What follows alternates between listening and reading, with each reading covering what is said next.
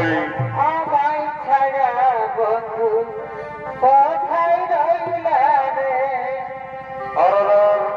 সাধুর দৈব আমার কপাল রাখিব বাঁধিয়া ভাই আর কতকাল তোমার আশায় থাকিব বসিয়া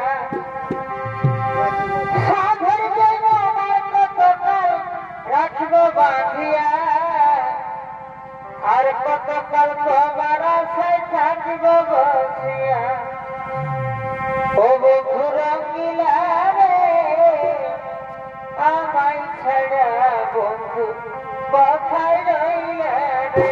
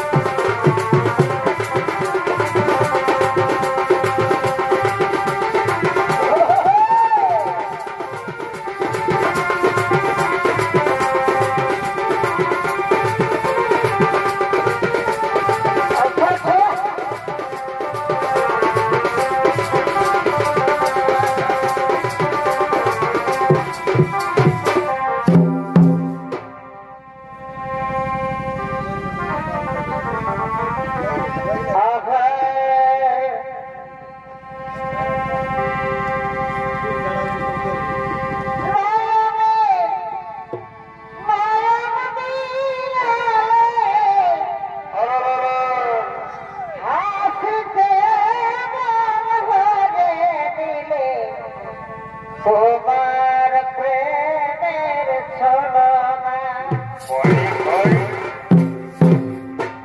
এবং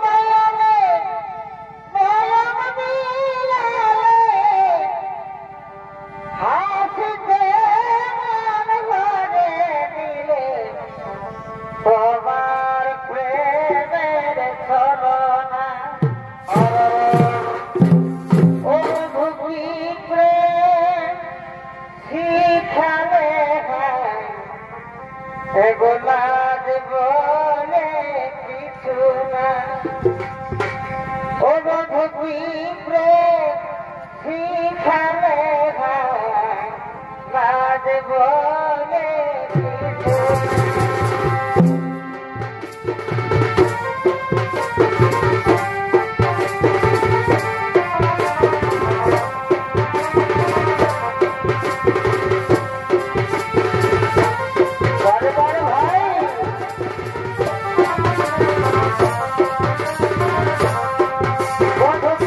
ভাই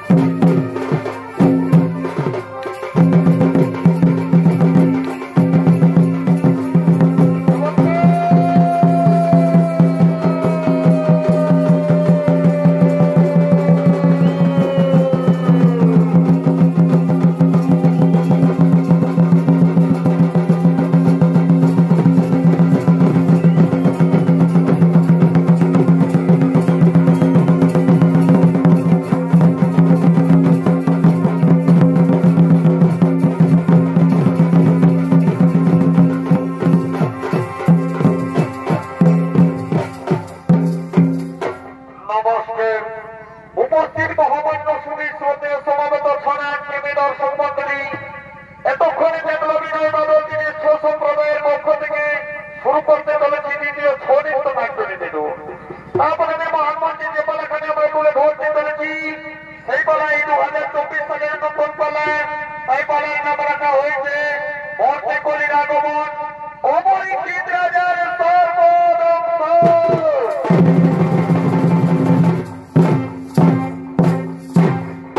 তাই মাননীয় দর্শক মন্ডলী, আমরা সম্বলি জানি তারপর যুগে হস্তিনাপুরে ধর্ম স্থাপনার রাজ্যে রাজা যুধিষ্ঠির তার ধর্ম পরিচালনা করতেছিলেন। এমন সময় মধ্যম পাণ্ডব তার পুত্র ভীমন্ন ও ভীমন্নর স্ত্রী উত্তরা, এই উত্তরার গর্ভে পালিত হচ্ছিলেন রাজন পরীক্ষিত। তাই তিনি কৌরবের নির্দেশে অত্যন্তমা উত্তরার মাতৃগর্ভে ব্রহ্মবান মেরেছিলেন এবং ব্রহ্মবানের তেল সহ্য করতে না পেরে উত্তরা চিৎকার করে করে বলে, অমুকে কোথায় আছো, আমার গর্ভের শিশু সন্তানকে রক্ষা করো। যেন আমার গর্ভের শিশু সন্তানকে হত্যা করতে চলেছে। এমন সময় কাতরার্তনাদের সাড়া দিয়েছিলেন নররূপী নারায়ণ। তাই নররূপী নারায়ণের হাতে এই ব্রহ্মবান থেকে রক্ষা করেছিলেন শিশু পরীক্ষিতকে। তাই মহামান্য দর্শক মন্ডলী, যে ব্রহ্মবানকে দেশের মধ্যে জলবায়ু, পাহাড়, পর্বত এবং সমগ্র পৃথিবীকে ধ্বংস করে দিতে পারে, সেই ব্রহ্মবানের হাত থেকে রক্ষা করা হয়েছিল এবং ঈশ্বরের হাতে লালন পালন হয়েছিল রাজন পরীক্ষিত। তাই তার কিভাবে সর্বদংশন হতে পারে তাই আমরা সৌমিত্র নাট্যের মাধ্যমে তুলে ধরতে চলেছি। তাই মহামান্য দর্শক মন্ডলী, এবছরের নতুন পালা, এই পালার মাধ্যমে যদি কোনো নাচে গানে থাকে তাহলে এমনকি কোনো ভাষাতে ভুল ত্রুটি হয়ে থাকবে, আপনারা যে যখন করবেন মার্জন। তাই শুরু করতে চলেছি মর্তে কলির আগমন, পরীক্ষিত রাজার সর্বদংশ।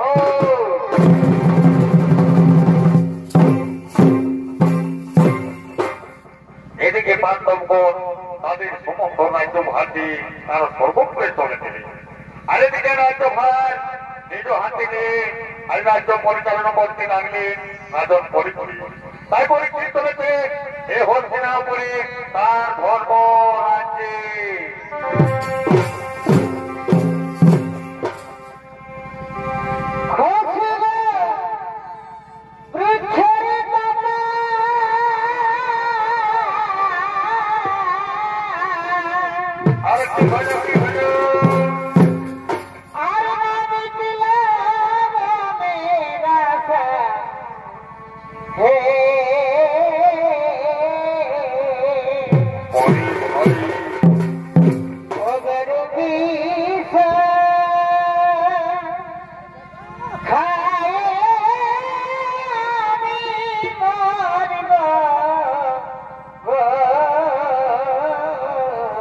চমৎকার বলি হরি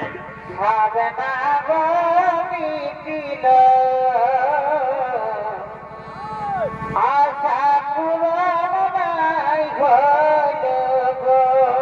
মরে ভয় আমি আর কি সাবের নামে বাঁচিব, সাবে নাই গো মিটিল আশা পূরণ নাই গো।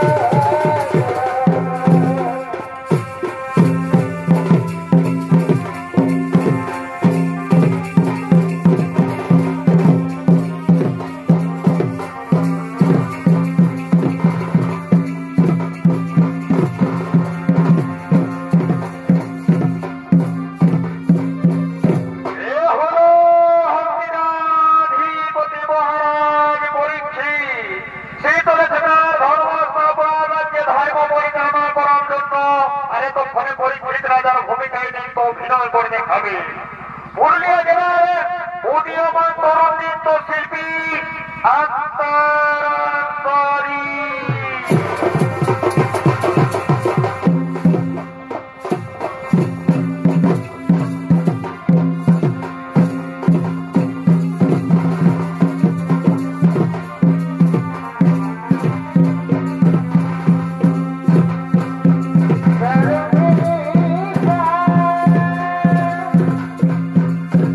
আয়ে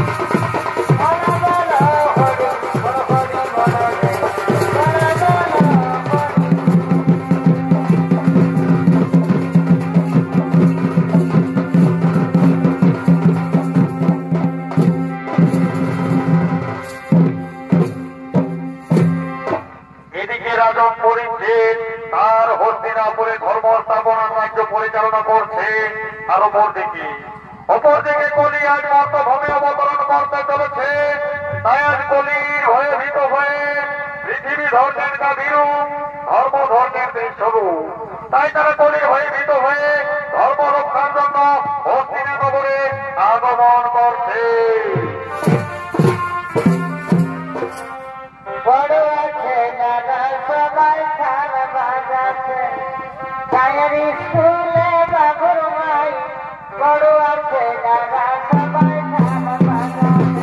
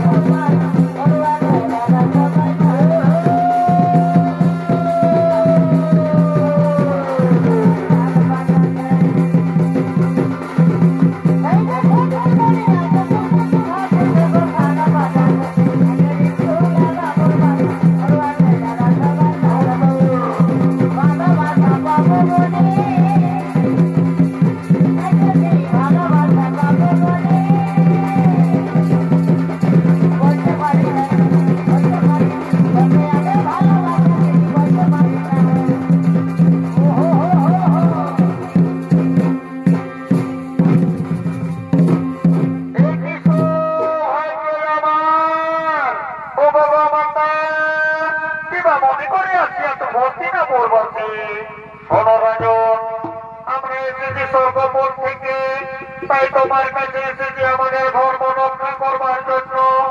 ইতিমাতা আমি হস্তিনাপুরবাসী, আমি মহারাজ পরীক্ষিত, আমি কি প্রকারে পারবো এই ধর্ম রক্ষা করতে?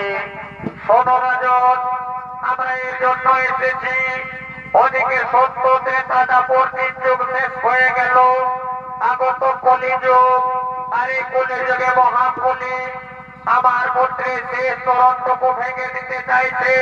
তাই আমার পুত্রের শেষ চরণটুকু তুমি রক্ষা করো। ভগবাতা আমি শুনিলাম সকলে বিবরণ, কিন্তু মাতা বড় আশ্চর্য লাগে। তোমার পুত্রের ছিল 4 চরণ, সে কেন আজ 1 চরণ মা? সেই 3 চরণ গেল কোথায়? শোনো রাজন, তাহলে শোনো পূর্বের বিবরণ। আমি হলাম পৃথিবী, কলির ভয়ে আজ ধরিলাম গাভীরু।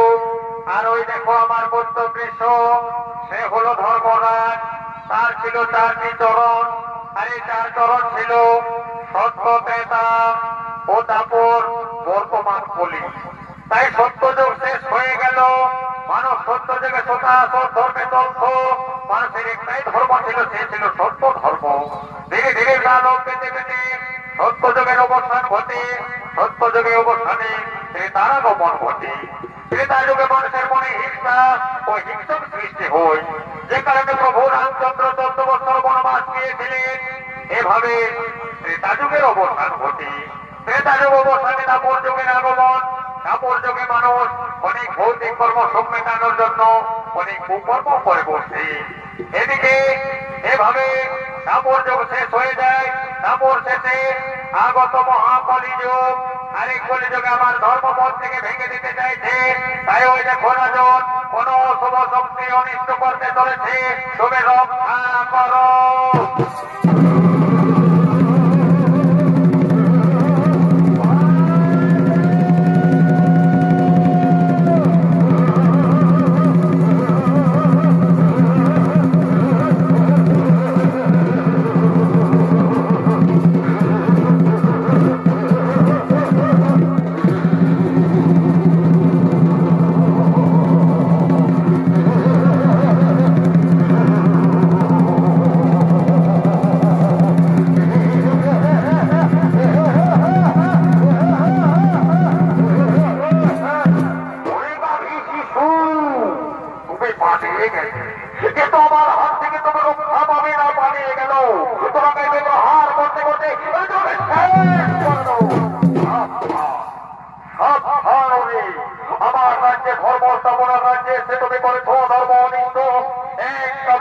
তুমি করে আসো প্রহার, কিন্তু না বলো তুমি পরিচালনা রাজি কি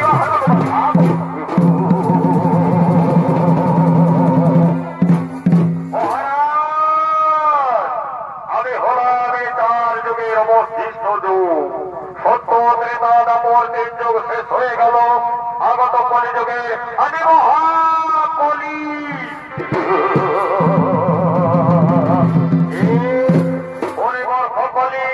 আমার রাজ্যে তুমি অনিষ্ট করতে চলেছ, তুমি অধর্ম করতে চলেছ, কিন্তু না তা কখন হবে না।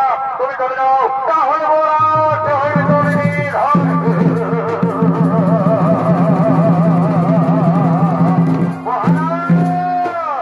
আমার গরিবের নিধন বাহুতে শক্তি থাকে, তবে ধরো যুদ্ধে হয়ে যাক তার শক্তির পরীক্ষা।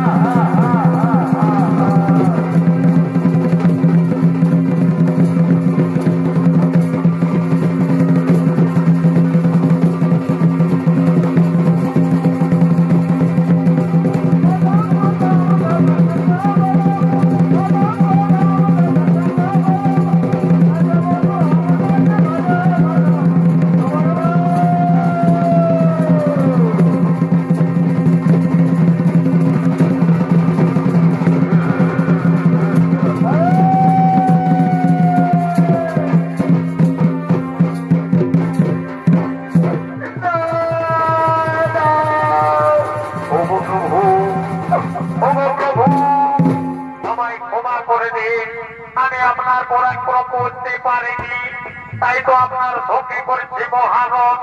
আমার অপরাধ করিও মার্জন। শোনো অনেক বলি, যাও আমি তোমায় মার্জন ক্ষমা করে দিলাম, কিন্তু যেন আমি আর কোনদিন আমার ধর্ম স্থাপনা হস্তিনাপুরে তোমার মুখ দর্শন না করতে পারি। তুমি চলে যাও, আমার রাজ্য থেকে তুমি দূর হয়ে যাও। প্রভু আমায় তাড়িয়ে দেবে। আপনার রাজ্য থেকে আমি যদি চলে যাই তাহলে মহা অশুভ হবে, অনিষ্ট হবে প্রভু। আর আমি আপনার কাছে শরণার্থী, একদম শরণার্থীকে তাড়িয়ে দেওয়া ধার্মিক রাজনের শোভা পাই না। প্রভু আমায় কৃপা করে জায়গা দিন, হস্তিনার নগরে আমায় কৃপা করে জায়গা দিন। অনেক বলি, আমি তোমায় হস্তিনাপুরে রাজ্য দিতে পারবো না, কিন্তু আমি তোমায় বিশেষ কোনো জায়গা দেব। যাও, তুমি থাকবে 4 জায়গাতে, যেখানে তোমার হইবে স্থান। এই 4 জায়গা হলো তোমার। তুমি থাকবে মনের আলোয়, তুমি থাকবে বেশ্যালয়, তুমি থাকবে কসাইখানা, যেখানে পাপী দাবিদের সংস্পর্শ, সেই স্থানে হইবে তোমার স্থান। প্রভু আমি তো 4 যুগে পূর্বের উত্তর অধিকার। আমি তো ছিলাম 4 যুগে এখানে আগে, কিন্তু আমি চাই নতুন কোন বিশেষ জায়গা, যেখানে আমি মনের সুখে মনের আনন্দে করবো কলিযুগ শোধন। অনেক বলি, বলো তুমি কোন জায়গাতে থাকতে চাও। প্রভু কৃপা করে যদি আমায় দেবেন জায়গা, তাহলে ও জায়গা দিন মনে। আমি যেন স্বর্ণ রৌপ্য মণিমাণিক্য ধনরত্নের উপর আমার হয়ে স্থান, আমি যেন থাকতে পারি সে স্থানে মহানন্দে। অনেক বলি, তাই হবে, তুমি থাকবে সেই ধনরত্ন স্বর্ণরৌপ্য মণিমাণিক্যের উপর। কিন্তু আমি বলি শোনো, যে ধনরত্ন চুরি করে মানুষ নিজের বলে স্বীকার করবে, যে স্বর্ণরৌপ্য মণিমাণিক্য চুরি করে নিজের বলে স্বীকার করবে, সেই মণিমাণিক্যের উপর তোমার হইবে স্থান, সেই স্থানে তুমি পাইবে স্থান হে রাজন। তাই হবে, আমি এখন আসছি বলি, আমি আসছি, আমায় রাজকাজ করতে হবে।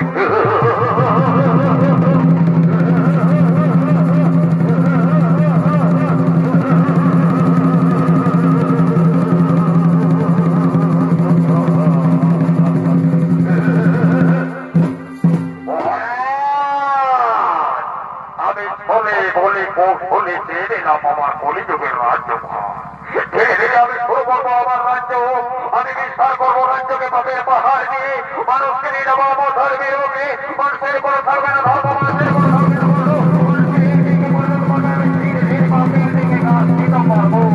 এভাবে আমি পাহাড় করবো।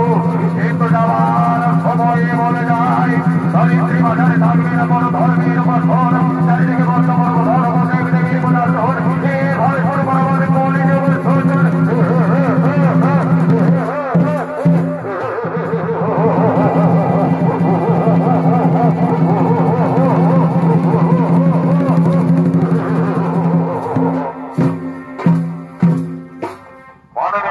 মন্ডলী পুরাণ প্রমাণ অনুযায়ী যেভাবে শুরু হয়েছিল কলিযুগে, তাই এদিকে কলিযুগ সূচনা হয়ে গেল। আর এদিকে রাজন পরীক্ষিত তার নিজ ধর্মনা রাজ্যে ধর্ম পরিচালনা করতে লাগলে। এমন সময় একদিন যে হরকিনা নগরে মহাত্মা নামে মণি শ্রমিক মুনি বসবাস করত। সেই শ্রমিক মুনি চলেছে নিত্যদিন তারা শ্রমে তপস্যা করার জন্য।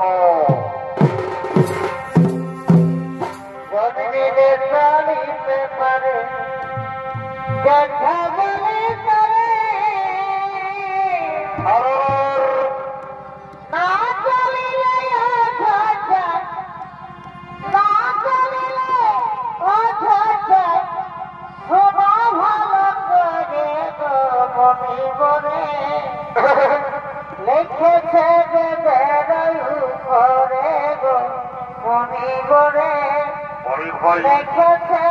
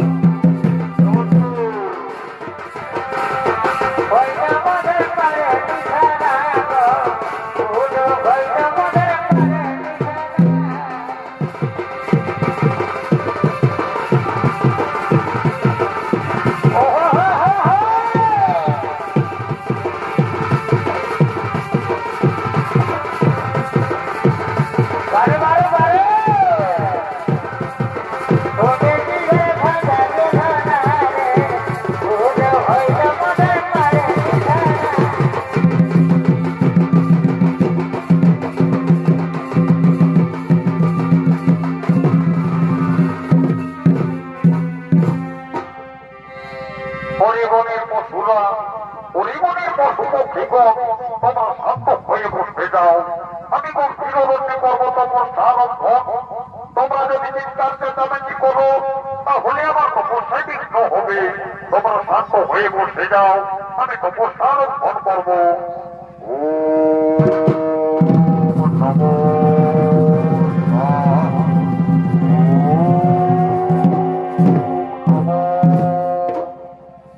এদিকে শ্রমিক মণি ধ্যানস্থ হলেন তার নিজ আর ছবি। আরো দিকে রাজক করেছেন তার নিজ রাজ্যে ধর্ম স্থাপনা, রাজ্যে ধর্ম পরিচালনা করছেন। এমন সময়তে রাজ্যে তার ভ্রমণ করতে করতে এই স্বর্ণ মুকুটের দেখতে পায় এবং সেই স্বর্ণ মুকুট থেকে সে নিজের উত্তর শরী পর্ব শরীর ভেবে তাকে পরিধান করে। তাই মহাবর্তমার সম্বন্ধে সেই স্বর্ণ মুকুট ছিল রাজা জনসিংহে এবং সেই স্বর্ণ মুকুটের প্রতিলোক ছিল পাঞ্চালী দ্রৌপদী। তাই দ্রৌপদীর সেই মুকুটকে এনে দিয়েছিলেন মহাবলী ভীম রাজা জনসিংহ রাজাকে বধ করে। তাই ঠিক সেই রাজা পরিধান করে সঙ্গে সঙ্গে তার কলি প্রবেশ করে এবং ধর্ম ত্যাগ হয়। এভাবে রাজন দিশেহারা হয়ে যায় জ্ঞানহীন এবং বুদ্ধিহীন। তাই রাজন একদিন করে ভেতরে বয়ে করার জন্য গভীর অরণ্যে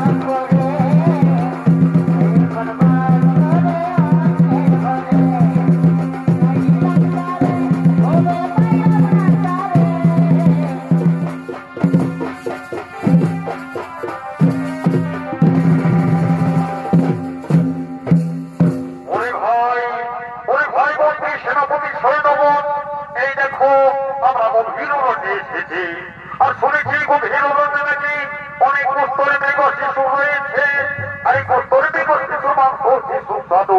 তাই হলে ভাই আর বিলম্ব করবো না, তাও সকলে যুদ্ধের জন্য তৈরি হয়ে যাও। ওই দেখো ওই দিক থেকে হরিকে তাবু বাসছে, কেউ যেন পালিয়ে যেতে না পারে। নাও সকলে তৈরি হয়ে যাও, এই হরিকে তাবু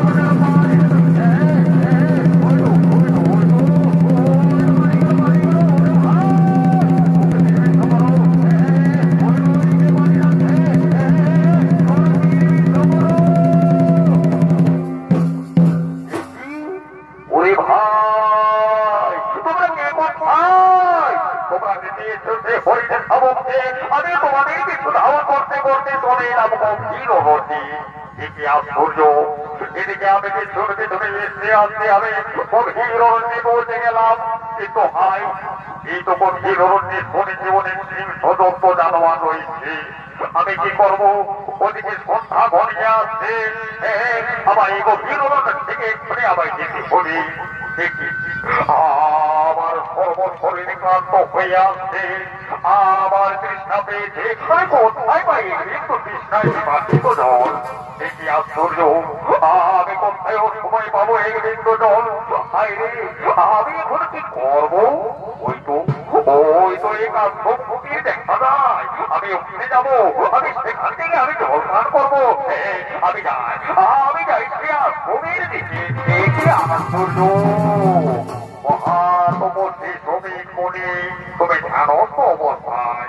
এ সময় যদি আমি তোমার ধ্যান ভঙ্গ করে দিই তাহলে আমায় অশুভ হবে। কিন্তু আমি নিরুপায়, আমায় বড্ড তৃষ্ণা পেয়েছে।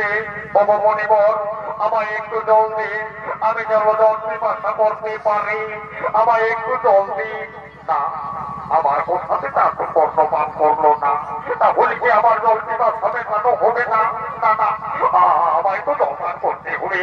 ওরে তো বসছে মনিবর, আমার রাজ্যের থেকে আমার কথা শুনবে না তুমি? ঠিক আছে, আমি এর জন্য তোমায় দণ্ড দেবো।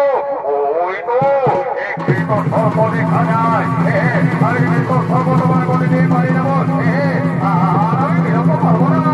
এই তো পারি যাবো, হয়ে যাবে, তখন তুমি তারিখে আজকে শিওরে উঠবে, তুমি আজকে শিওরে উঠবে।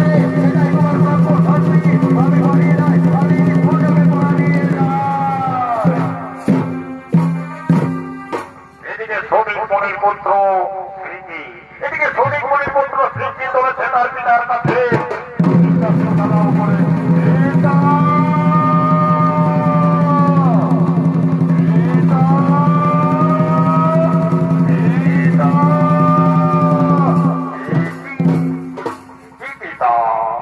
আর তুমি ধ্যানস্থ, কিন্তু তবু বলে কেন সর্বের পালা? পিতা নিশ্চয়ই তোমায় তাহলে সর্বে দংশন করেছে।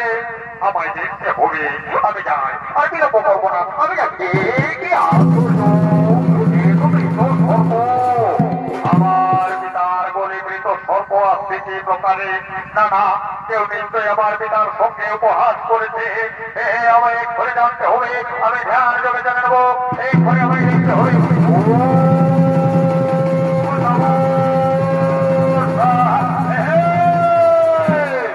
বুঝতে পেরেছি, ওরে রাজন বলেছে সদল বলে সেদিনে গভীর অরণ্যে বিগয়া করতে, আর তুমি এসে সম্মীন হয়েছিলে ক্লান্ত শরীর নিয়ে এসেছিলে বরপিতার আশ্রমে।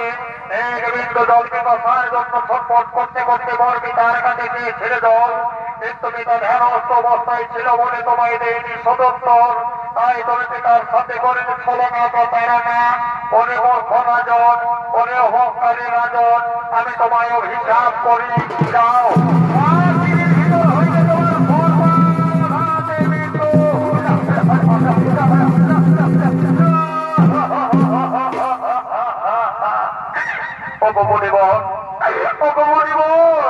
আপনার অভিশাপ বাক্য ফিরিয়ে দিন, আমাকে মুক্ত করে দিন। প্রভু, আমায় লক্ষ্য পাপে গুরুদণ্ড, আমায় গুরুদণ্ড দিও না। লঘু পাপে গুরুদণ্ড, ঠাকুর কেন দিলে মরে গো, ঠাকুর কেন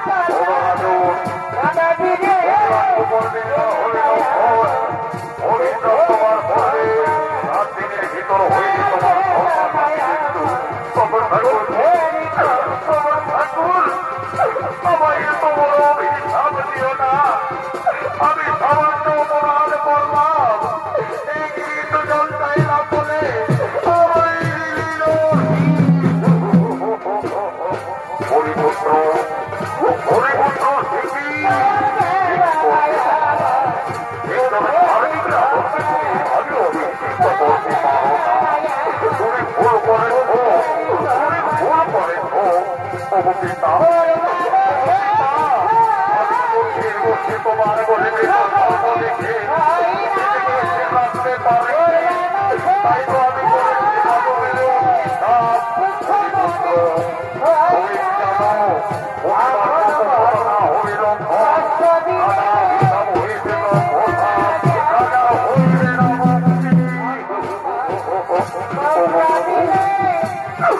আমার অভিশাপ থেকে মুক্ত করে দিন আমার মুক্তির উপায় বলে দিন আমার মুক্তির উপায় বলে দিন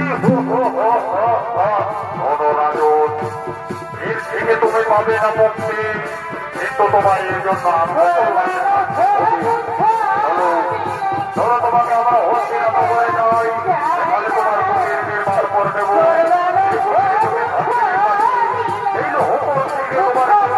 করতে পারে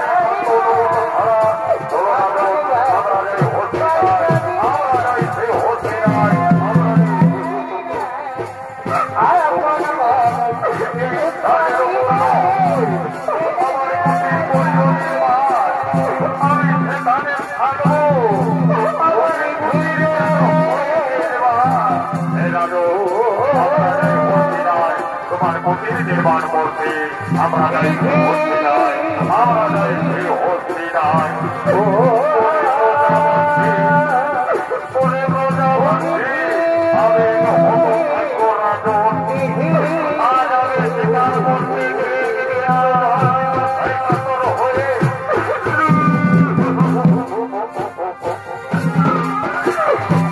আমার রাজ্যমন্ত্রী আমার অপরাধ করিতে পারত আজ আমি স্বীকার করতে গিয়ে আজ আমি বড়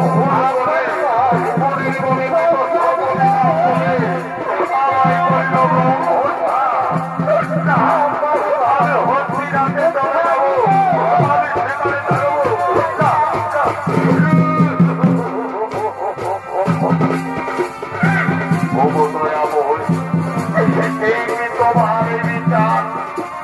আমি আজ সামান্য ভুলের কারণে আমার এই লোক মাঠে বড় দণ্ড আমি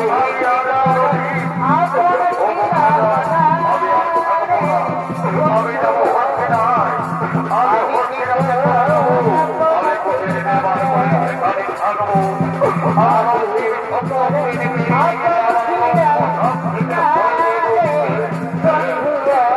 আমি বিলম্ব করবো না আমাকে যেতে হবে আমাকে যেতে হবে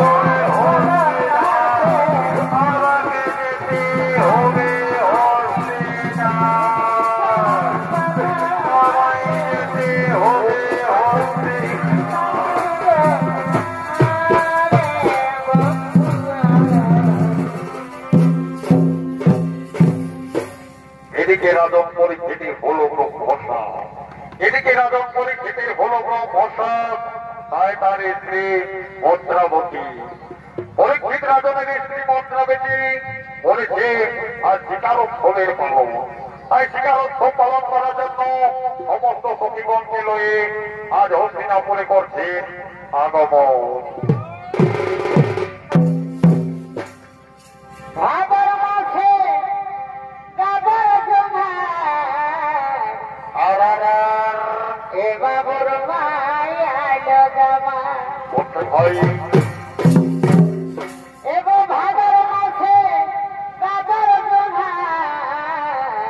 আর কি হলে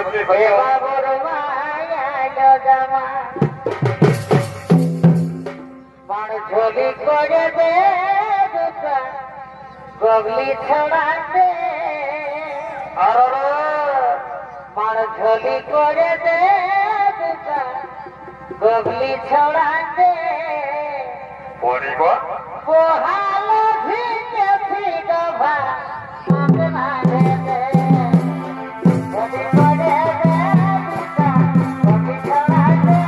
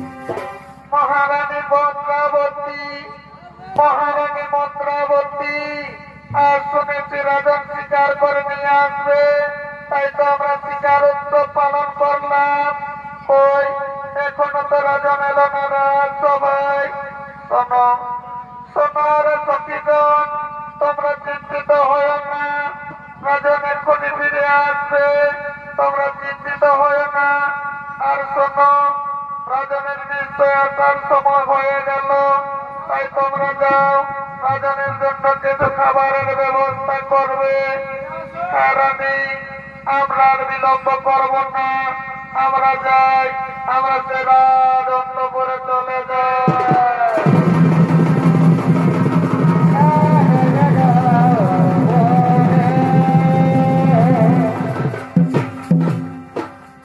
রানী ও মন্ত্রাবতী, তুমি এবার চিন্তা করছো কেন?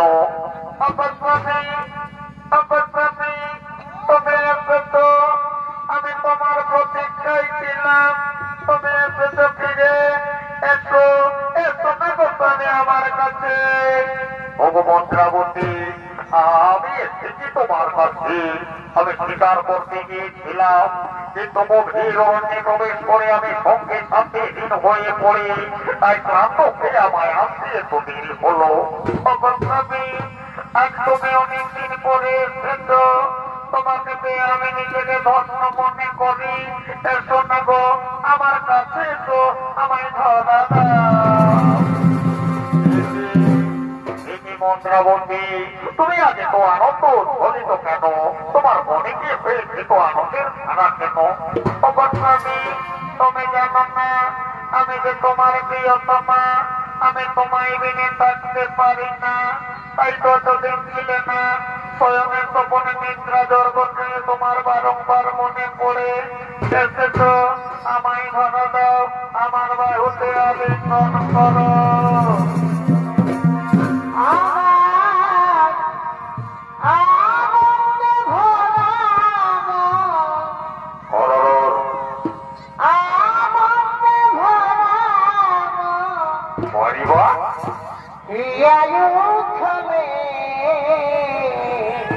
প্রিয়তমা মন্ত্রাবতী, তুমি আসবে বলে, তুমি আসবে বলে, প্রিয়তমা আমার কাছে এসো।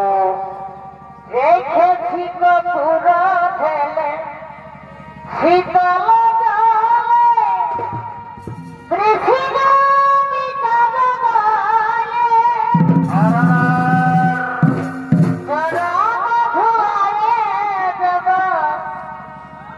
চরম ধুয়ারে দেব, মুছে আসবে তুমি আসবে বলে, তুমি আসবে বলে।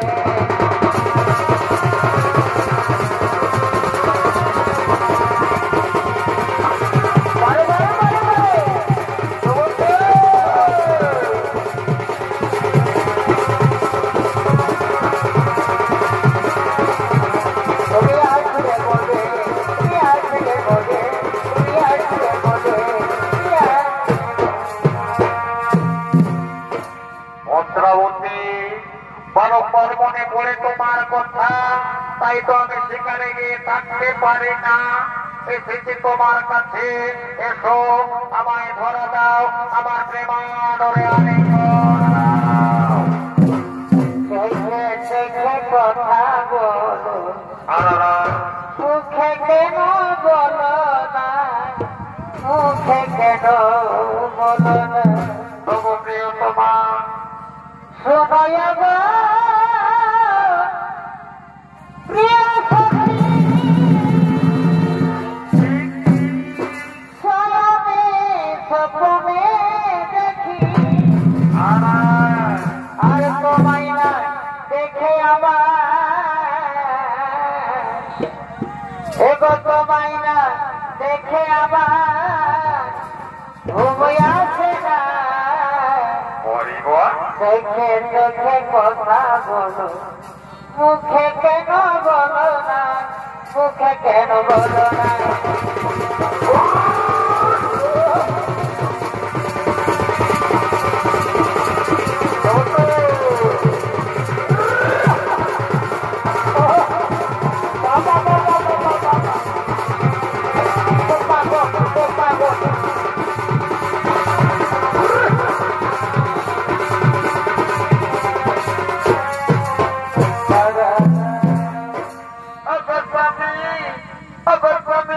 তুমি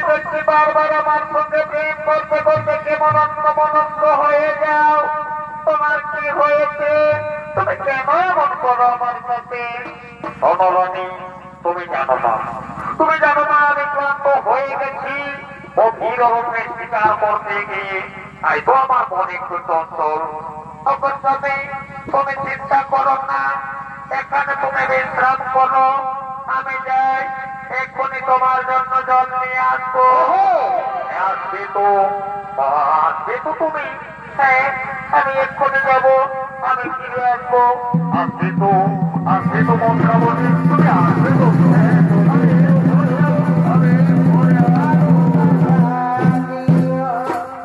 এদিকে রাজন পরিচিত বারংবার মনে করে তার ব্রহ্মসাপের কথা। তাই এদিকে সপ্তম দিন অবতীর্ণ, ষষ্ঠ দিন পেরিয়ে সপ্তম দিন অবতীর্ণ, আর এই সপ্তম দিনে বিদ্রোহী ব্রাহ্মণের রূপ ধারণ করে চলেছে হস্তিনাপুরে রাজনকে দংশন করবার জন্য।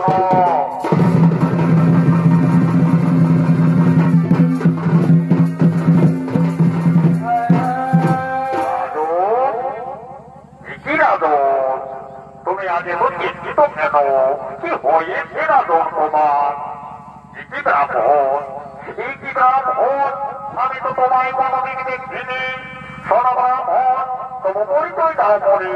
কিভাবে এলে তুমি আমার এই রাজন্তপুরে, যেখানে আমি একাকে অনুমত ছাড়া কেউ না প্রবেশ করতে পারি, সেখানে এলে তুমি কি প্রকারে? শোনো রাজন, আমি তোমার রাজ্যের হত দরিদ্র ব্রাহ্মণ, নিত্য ভিক্ষাবৃত্তি করি, যা পাই আমি তাই দিয়ে উদর পূরণ করি। শুনেছি তোমার ব্রহ্মশ্রাপ হয়েছে, তাই তো তোমার কাছে আমি কিছু ভিক্ষান্ন ফল আহার্য নিয়ে এসেছি। এই নাও রাজন, তুমি এগুলি গ্রহণ করতে না। তা কখনো সম্ভব হবে না রে জীবনীবর, তা কখনো সম্ভব হবে না। তুমি তো জানো আমি আমার অনুমত ছাড়া কারো কাছ থেকে গ্রহণ করতে পারবো না। তাছাড়া তুমি এসেছো আমার কাছে, যাও তুমি আমার এখান থেকে ফিরে যাও, তাহলে আমি হয়ে যাবো। আমায় তুমি তাড়িয়ে দিই, তোমার তাড়িয়ে দেওয়া একদম ধার্মিক রাজনের স্বভাব হবে না। আমি মনে সাধ নিয়ে এসেছিলাম তোমার কাছে, তুমি আমায় তাড়িয়ে দিবে। ও প্রভু, শোনো ব্রাহ্মণ, তুমি যদি আমার কাছ থেকে না যাবে, আমার এখন মন ভালো নেই, আমায় একটু একা থাকতে দাও, তুমি এখান থেকে চলে যাও। শোনো রাজন, আমি চলেই যাবো, কিন্তু যাবার সময় আমি একটি কথা বলে যাই। মনে করে তোমার সেই অন্তিম সপ্তম দিনের কথা, মনে করে তোমার সেই ব্রহ্মসাপের কথা, মনে করে রাজন। ও প্রভু, আপনি কত আমায় মনে করে দিয়ে দিন ব্রহ্মসাপের কথা, বলো আমার পরিচয় নির্মলে। রাজন, আমি সেই ব্রাহ্মণ, আমি তথ্যপ্রভে ব্রাহ্মণ, আর দেবতাদের নির্দেশে আমি ব্রাহ্মণ রূপ ধারণ করেছি, আর এসেছি আমি তোমায় দংশন করতে। শোনো, আমি তোমায় আজ করিব দংশন তোমার অন্তিম সপ্তম দিনে। ও প্রভু, আমায় করিবেন দংশন, তাহলে আমার ইচ্ছা করে বলল আপনার পূর্ণ রূপ করিও দর্শন, আমাকে আপনার পূর্ণ রূপ করিও দর্শন। তুমি আমার পূর্ণ রূপ করো দর্শন, ওই দেখো আমার তুমি পূর্ণ রূপ করিও দর্শন, আমার পূর্ণ রূপ করিও দর্শন।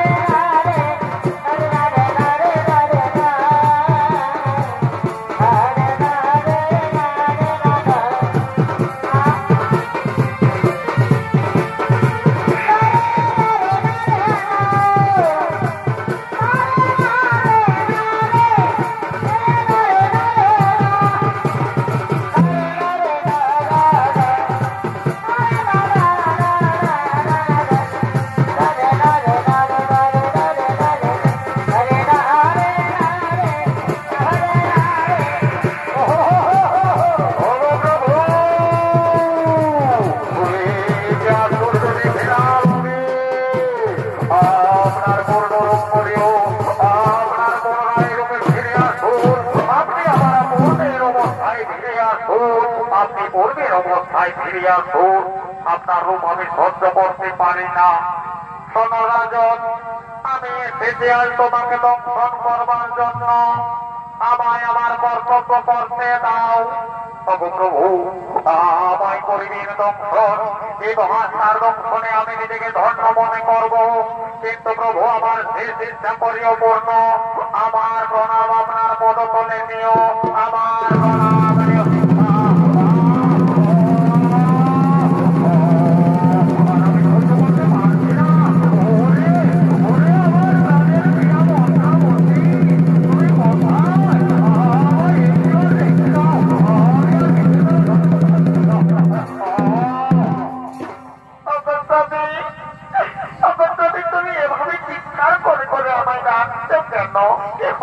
তোমার তুমি কথা বলছো না কেন? তোমাকে কিছু কয়েছে, তুমি কথা বলো না গো। কিন্তু চারিদিকে নীরব হয়ে আছে। নিশ্চয়ই আমার স্বামীকে সর্বে দংশন করেছে। এই তো মস্তকে সর্বের আঘাতের চিহ্ন।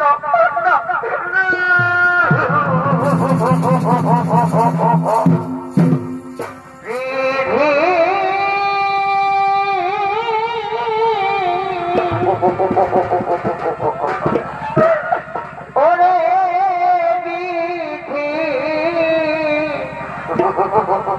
এই কি করিলি?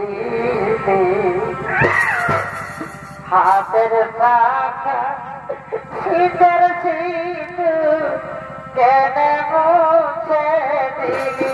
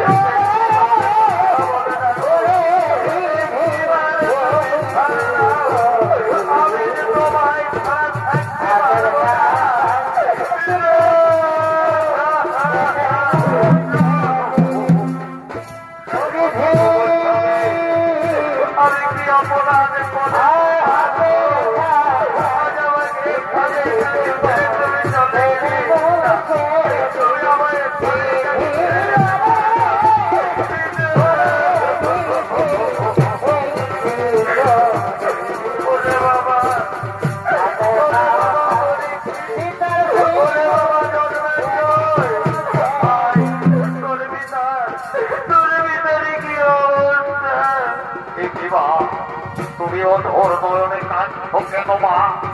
কি হয়েছে মা? তা ভাই তুমি বলো মা। তুমি অধর নয়নে কাঁদছো কেন? ওরে বাবা, আজ ঘটিল রাজ্যে অঘটন, তোমার পিতার হইল সর্বদর্শন। ওই দেখো বাবা, সেদিন সড়ক হয়ে পড়ে আছে, আমার চোখ শেষ হয়ে গেল। তুমি কেঁদো না মা, তুমি কেঁদো না। যে সর্ব আমার পিতাকে দংশন করেছে, আমি সমস্ত পৃথিবীর সর্বকুলকে ধ্বংস করে দেবো মা। আমি মাটি সেই অপেক্ষা করি মা। পৃথিবীর মধ্যে একটি সর্ব রাখবো না, আমি সর্বকে ধ্বংস করে দেবো।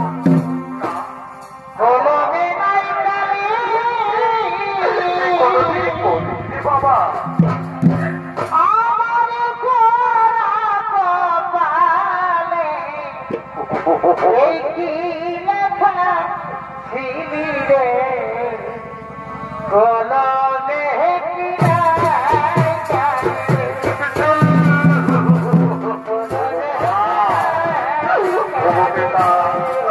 আমাদের অনাথ করে তোলে চলে গেছে।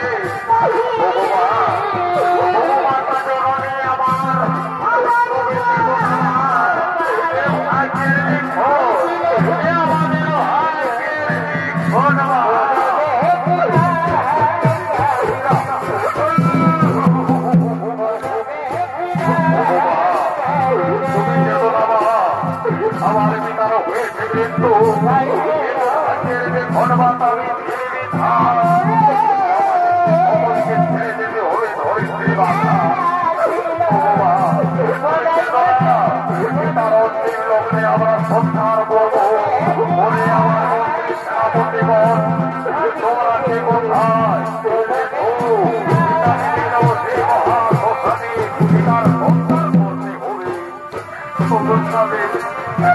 তুমি আমায় ভাবে ছেড়ে যেতে পারো না তুমি আমায় ভাবে ছেড়ে যেতে পারো না আমার বড় ভোলাই মা আমায় যেতে দাও মা আমার সাথে সন্তান বসে দাও বলে বাবা হয়ে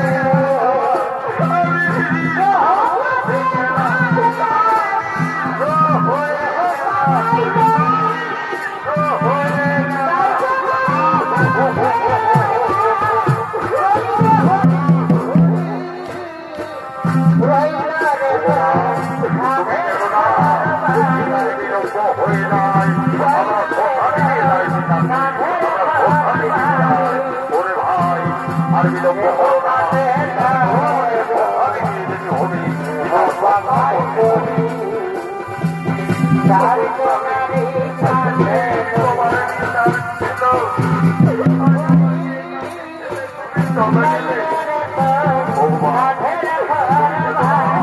তুমি আমার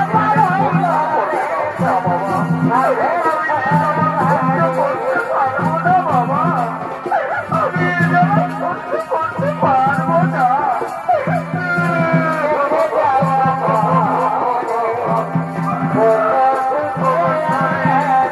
পুনর্বিধি হয় তাহলে তোমার করতে দাও বলে ভাই আর বিলম্ব করো না চলো পিতাকে হত্যার করতে চলো পিতাকে হত্যার করতে নিয়ে যেতে হবে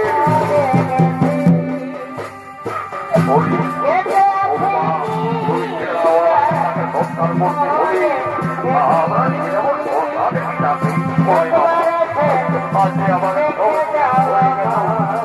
আমার হয়ে গেল সেই কি তোমার আমাকে ওখানে করবে তুমি ভাবে হারা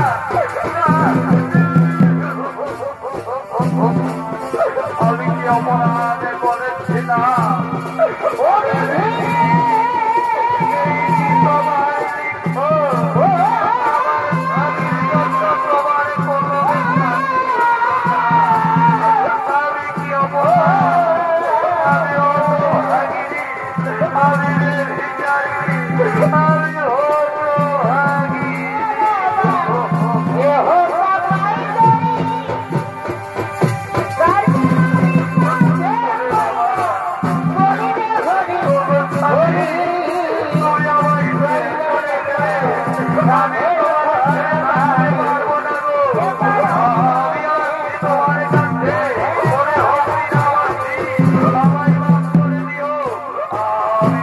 অন্ধকারে বানিয়ে যাবো এই তো অন্ধকার নেমে এসেছে আর আমি বিলম্ব করবো না এই সুযোগে আমি বানিয়ে যাবো ভাবি আমি আসছি তোমার কাছে আমি আসছি তোমার কাছে আমি আসছি তোমার কাছে আমি আসছি তোমার কাছে